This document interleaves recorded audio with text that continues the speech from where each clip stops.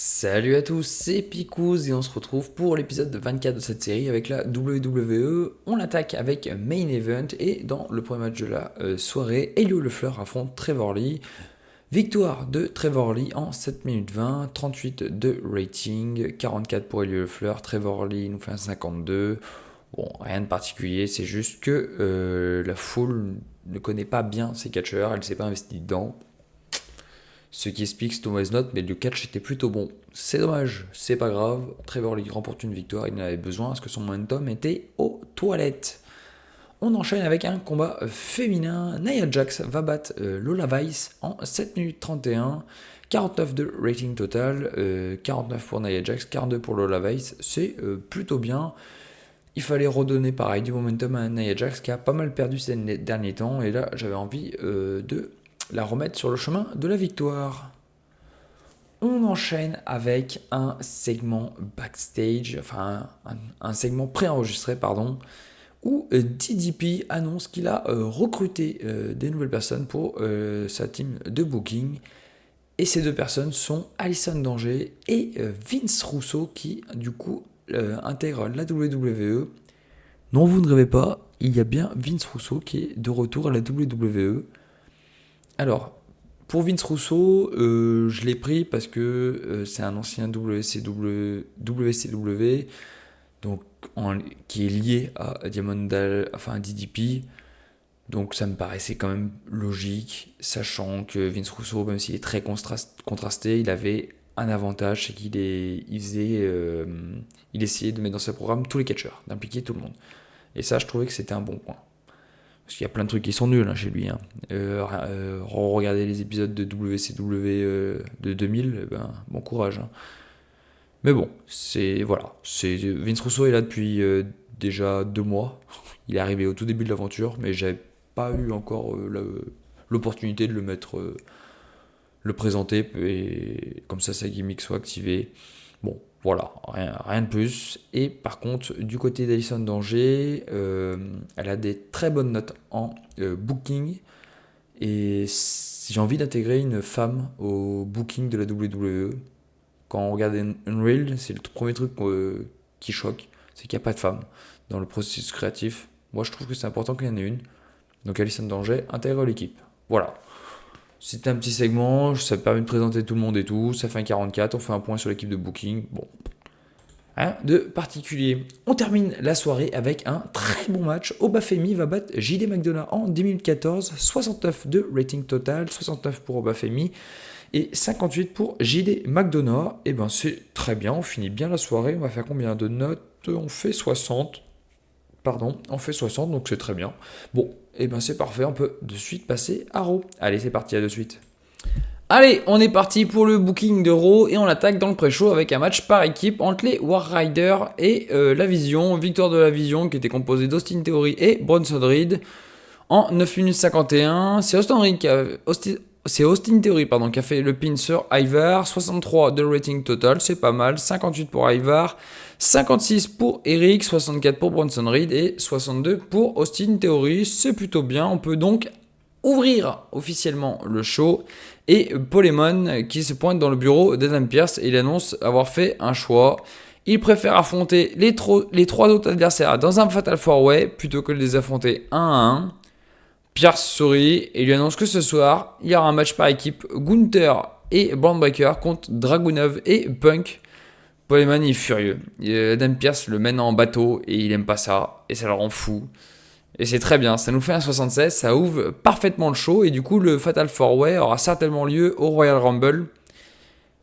Il pourrait peut-être avoir lieu avant, je sais pas. Là, je suis encore un peu mitigé sur mon booking. Bon, dans tous les cas, on verra parce que ça arrivera très bientôt. On enchaîne avec un match simple. Kairi Sane va défaire Roxanne Perez en 10 minutes 30. Donc ça lui fait ça fait une note totale de 61. 59 pour Kairi Sane et 52 pour Roxanne Perez. Et ben c'est pas trop mal, sachant que Kairi Sane a été pénalisée parce que sa forme est vraiment pas bonne. Bon, bah de toute façon, je vais la faire recatcher là, donc elle va récupérer la forme. Et on enchaîne avec un segment backstage où Kairi Sane est au micro de Byron Saxton et elle dit qu'elle n'a plus peur d'Asuka. et elle promet de lui mener la vie dure. Elle lui donne rendez-vous au Royal Rumble pour un affrontement. Elle lance son défi, il faudra que Asuka accepte pour ça, mais voilà, ça nous fait un bon segment de 63, c'est tout à fait correct. Ensuite, on retrouve Finn Balor qui était dans le vestiaire du Judgment Day, en train de jouer à la console, là, comme il a mis à faire. Et tout le Judgment Day va se pointer et ils vont le prendre à partie. Tout le monde va lui dire t'en branles pas une, tu fais rien pour le Judgment Day, tout le monde fait des choses, Raquel est devenue championne, nous machin on fait autre chose, enfin tout le monde est occupé sauf toi. Finn il regarde, il remonte, il balance la manette et il quitte les lieux. Voilà, pas plus, parfait. Segment 271, c'est nickel. On enchaîne avec un match simple entre Jevon Evans et Kofi Kingston. Victoire de Jevon Evans en 10 minutes 51, 63 de rating, c'est vraiment top. 62 pour Jevon Evans et 51 pour Kofi Kingston, c'était plutôt un bon match. Et juste après le match, Kofi Kingston regarde Jevon Evans et il lui fait un espèce de signe de tête, genre bravo mec, je mérite de perdre ce soir. Voilà, et il rentre au vestiaire. Et pendant ce temps-là, on voit Xavier Woods et Grayson Waller qui voient ça sur l'écran. Et ils commencent à se dire qu'est-ce qu'il fait, Kofi là? Il perd des matchs, il doute de nous. Il y a quelque chose qui se trame au sein du New Day. C'est particulier. Ça nous fait un très bon 66. La deuxième partie était meilleure que la première, mais c'est quand même très bien. C'est au-dessus des 60, donc c'est quand même une bonne note. On enchaîne avec le match attendu pour le titre féminin mondial. Raquel Rodriguez défend sa ceinture contre Bunny Bomb. Et sans grosse surprise, Raquel Rodriguez va conserver sa ceinture et faire sa première défense de titre. 53 de rating total, 54 pour Raquel Rodriguez, 48 pour Bunny Bomb. Bon, c'est pas trop mal, sachant que c'était heel contre heel. Je trouve ça plutôt intéressant. Petit segment backstage et Adam Pearce, après l'attaque de Chase U lors du match pour déterminer un challenger la semaine dernière entre LWO et les Young Grizzly Veterans, Pearce il annonce un freeway tag team match pour les titres de Chase U et c'est aujourd'hui, ça nous fait un 62, c'est très bien.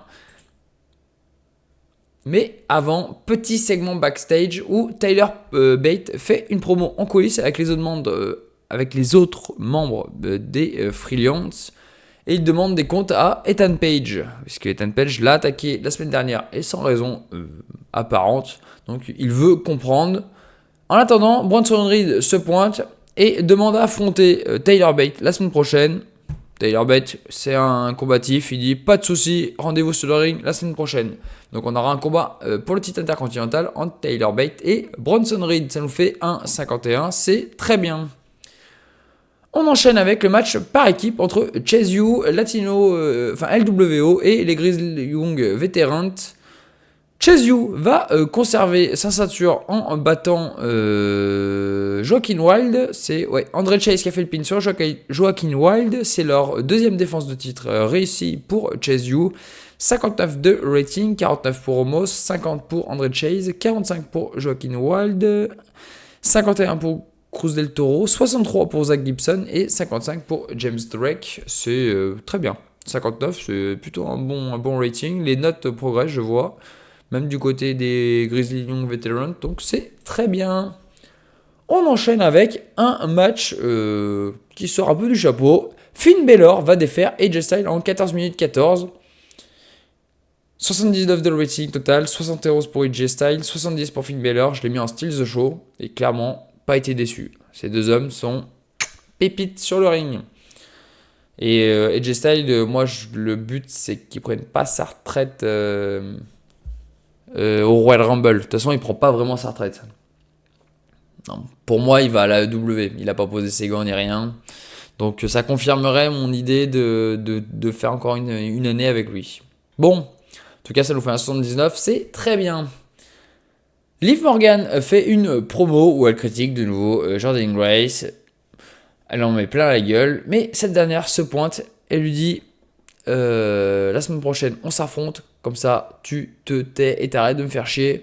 Liv Morgan, c'est tout ce qu'elle voulait. Ça fait 1,76. C'est très très bien.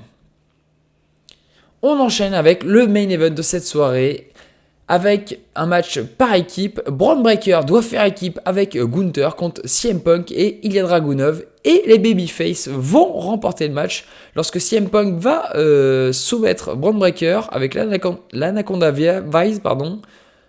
Très bon match de 80. 79 pour Gunther, 66 pour Braun Breaker, 70 pour Ilya Dragunov et 78 pour CM Punk. C'est très très bien. Le champion ne reste pas fort. CM Punk marque des gros points. Ça a été un excellent match. On va voir la note finale. Ça nous fait un 77 et la popularité augmente dans 6 régions. Et ben c'est très bien. On finit très bien cet épisode de Raw. On fait 1,6 million de bénéf. On augmente la popularité au Mexique. Et puis c'est tout pour aujourd'hui. Très bel épisode de Raw. J'espère faire la même contre SmackDown pour le prochain épisode. Moi je vous dis à très vite. Ciao tout le monde.